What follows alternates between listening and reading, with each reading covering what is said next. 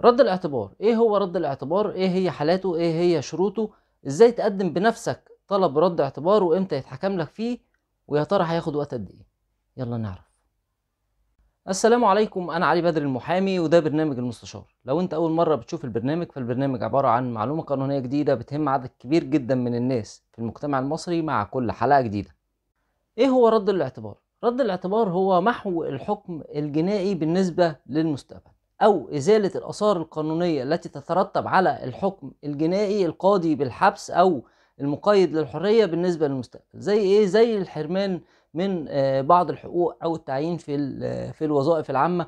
وكل اللي عليه احكام عارف الموضوع ده. يعني ما ينفعش حضرتك يبقى عليك حكم وتروح ترشح نفسك لانتخابات مجلس الشعب مثلا. في بعض الوظائف العامة بيكون شرط من شروطها ألا يكون قد حكم عليه بعقوبة مقيدة للحرية ما لم يكون قد رد إليه اعتبار.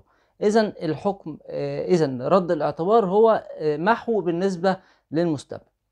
حاجة كمان، أي سابقة بتنزل في الفيش الجنائي. حضرتك بتروح تطلع فيش جنائي، لو كان عليك سابقة فبتظهر في الفيش الجنائي. رد الاعتبار هنا لما هتيجي تطلع الفيش الجنائي مش هيظهر لك السابقة دي. اما بقى عن حالات رد الاعتبار، رد الاعتبار له حالتين. اولا رد الاعتبار اللي حضرتك بتقدم طلب بيه للنيابه اللي انت تابع ليها، او رد الاعتبار بقوه القانون. خلينا نتكلم الاول عن رد الاعتبار اللي احنا بنروح نقدم طلب بيه للنيابه. له شروط. اول شرط ان هو يكون الحكم تم تنفيذه تنفيذ كامل، انتهى من التنفيذ. حضرتك رحت نفذت سواء عقوبه مقيده للحريه، كان في مراقبه بوليس بعد كده، المهم تكون نفذت تنفيذ كامل. او صدر قرار بالعفو الرئاسي عن العقوبة، او تكون سقطت بمضي المدة دي. ده اول شرط. تاني شرط ان تكون دفعت كل المصاريف اللي حكمت بيها المحكمة، سواء بقى من تعويض، سواء من مصاريف محكمة، سواء مبالغ اتحكم بالرد. لازم ترد كل المبالغ، والمحكمة ليها انها تتجاوز عن هذا الشرط اذا رأت ان انت مش في امكانك ان انت تدفع او انت ترد المصاريف.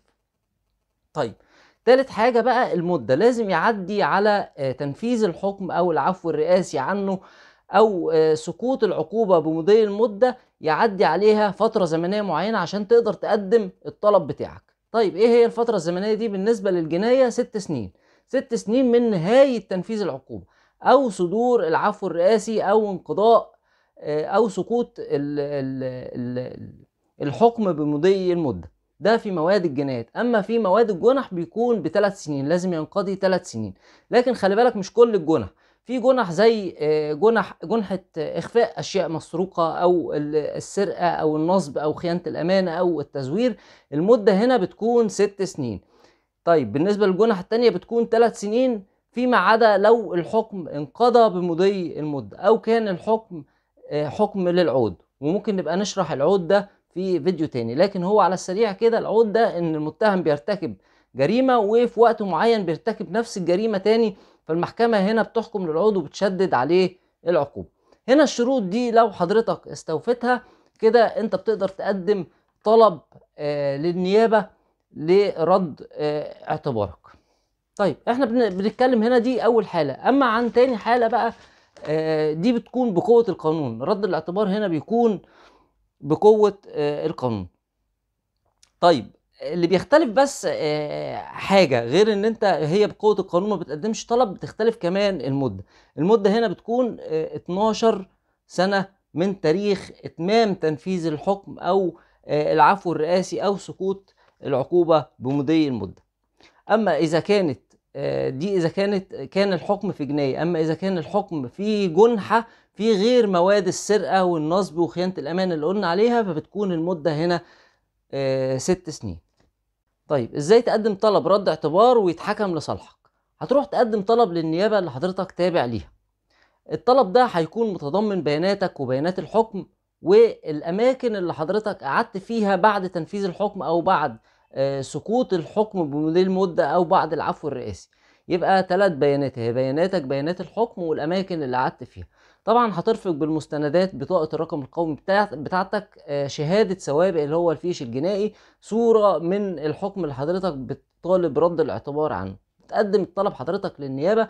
النيابة هنا بتجري تحقيق في وتتأكد ان انت هو الشخص اللي قدم الطلب، تتأكد من الحكم وبياناته، تتأكد من الأماكن اللي أنت كنت قاعد فيها وعايش فيها بعد تنفيذ الحكم أو سقوطه بمضي المدة أو العفو الرئاسي عنه، تتأكد أنت كنت عايش إزاي، بتشتغل إيه، بتصرف على نفسك إزاي. بعد ما بتجري التحقيق ده، النيابة بترفع الأمر لمحكمة الجنايات. محكمة الجنايات هنا بتنظر الطلب في غرفة مشورة، وبتشوف إذا تحققت الشروط اللي احنا اتكلمنا عليها في أول الحلقة في الطلب بتاعك، واتأكدت من سلوكك ووسائل ارتزاقك بعد تنفيذ الحكم أو سقوطه بمضي المدة أو العفو الرئاسي عنه. لو تأكدت من الكلام ده وتحققت الشروط، هنا المحكمة فورا بتحكم المحكمة. الوقت بياخد وقت قد إيه الموضوع ده؟ من يوم ما بتقدم الطلب بيكون تقريبا 3 شهور المحكمة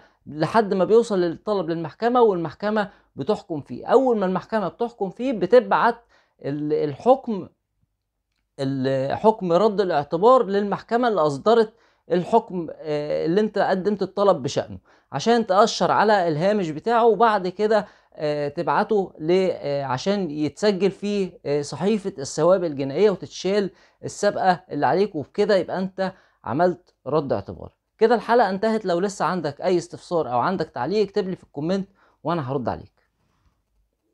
سلام.